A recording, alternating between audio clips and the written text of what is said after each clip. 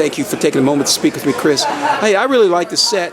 And the roller coaster of love, I gotta admit, that was a wild card.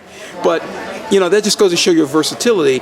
And you've done a lot of concerts, so I know you're versatile that way. So how do you put your music together? And is there a theme or what? There's no theme. Sometimes I put a list together of songs I want to learn for shows like this.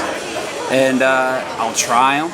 If I can pull it off, it goes in the set list or it goes in the library of songs. But sometimes I think people like hearing a genre of music, and then they come back and then they hear I played Roller Coaster, and before that I played a country song. I played Pitbull and Kesha earlier in the night. So I think people have a reaction to it at the very least. So that's something that I keep in mind when I. So how do you string them together, though? I mean, it's a personal thing, right? So your experiences always lend to what you like in music, and you're always telling even people don't know you, hey, this is kind of what I like. Yeah. But you put a lot of thought into this. So is every set different, or do you pretty much come up with a formula, or what? Every set is different. I mean, sometimes it depends on the crowd. I do an audience analysis and feel out what people might like. But sometimes people can be a little bit jaded when it comes to music. I try to stay away from that. They're like, oh, well, why'd you play that song or this song? I'm like, well, it sounds good to me and people dig it. And I think there's an equation where there's music, but there's also showmanship. So when you go and play somewhere, whether or not everyone likes the music, at least you're trying to be versatile with your song choices. Well, you sound great. I mean, come on. Anybody who ever wanted to play guitar and sees what you can do with the fundamentals. I mean, just being able to play basic chords, number one, flawlessly, and then being able to sing, and then percussion on top of that. There's timing involved in it. So, well, I wouldn't call it flawless by any means, but you know what? Sometimes there's no mistakes in the live show. It's all part of the show. So I definitely hit chords wrong. I definitely hit the tambourine off beat, and I speed up, slow down. But you know what? I don't think anyone's out here listening and closely enough to say, hey, he missed a chord, I think people are just looking for songs they can sing to. That's right. As long as the spirit and the movement is there, right, and energy's there, then they're gonna be more forgiving, right? Yeah, they're gonna be, I hope so. But it makes it fun, It sure does. Well, when you have a little bit more leeway when you play solo too, right? Well, I guess so. There's some songs I can't pull off because I don't have a band behind me or anything like that,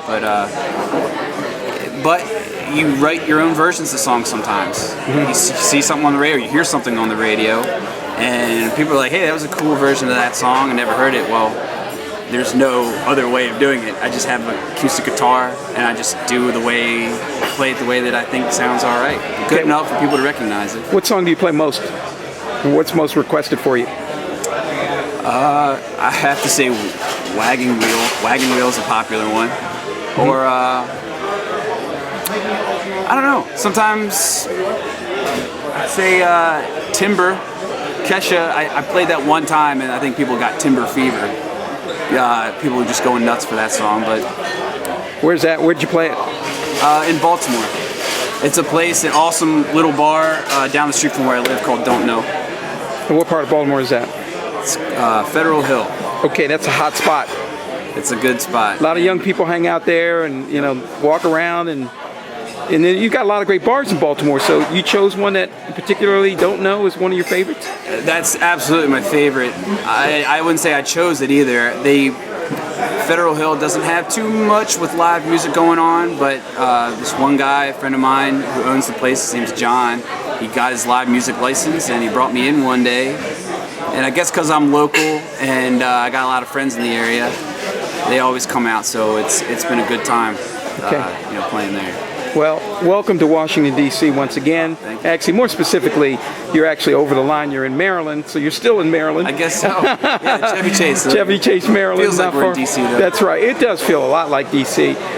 Same beer, same, atmosphere in general is about the same. I like it here a lot. Yeah. It's a very, I'd like to see what it's like on a weekend. It's Thursday right now, so very chill tonight. That was also part of my song choice. Mm-hmm. Sometimes you've got to do more happy hour songs or nothing too crazy, but it's nice here. I mean, the atmosphere is wild.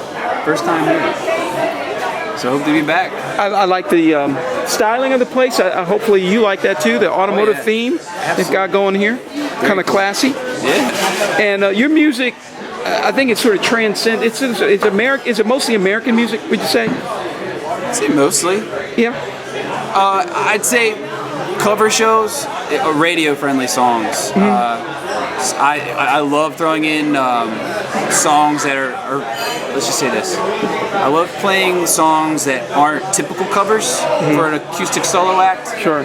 Maybe a popular band, but not a popular cover. You know what I mean? So you get more of a fun reaction when people hear songs they don't hear once or every day on the radio, but a popular artist enough so that everyone can know what the song is.